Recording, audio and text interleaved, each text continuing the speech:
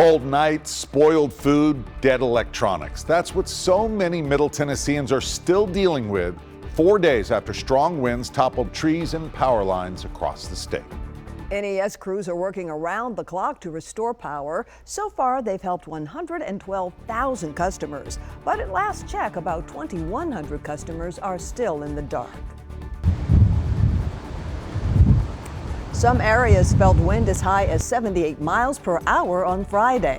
Thanks for joining us, everyone. I'm Vicki Yates. And I'm Rory Johnston. You know, some essential businesses lost power during that storm, including the only grocery store in an area known as a food desert. News Channel 5's Hannah McDonald was at the Piggly Wiggly on Dickerson Pike when NES crews finally arrived.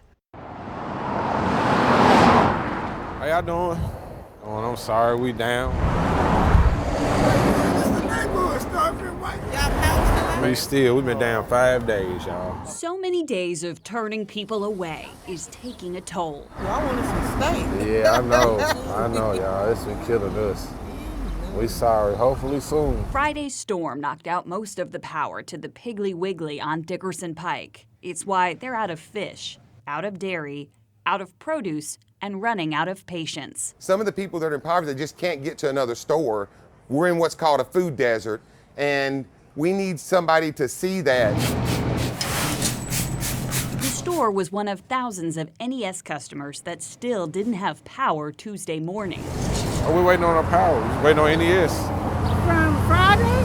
From Friday, Mama, yeah. Piggly Wiggly serves the entire neighborhood.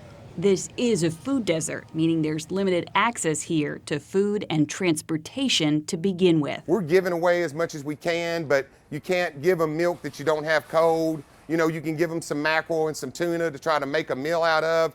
But at some point, we've got to get refrigerated food back here to feed our neighborhood.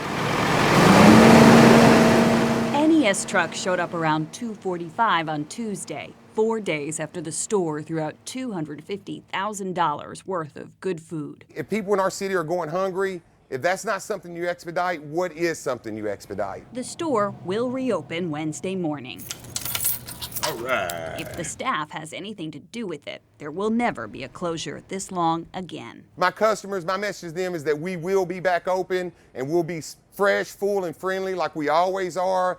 And we're fighting for you. In East Nashville, Hannah McDonald, News Channel 5.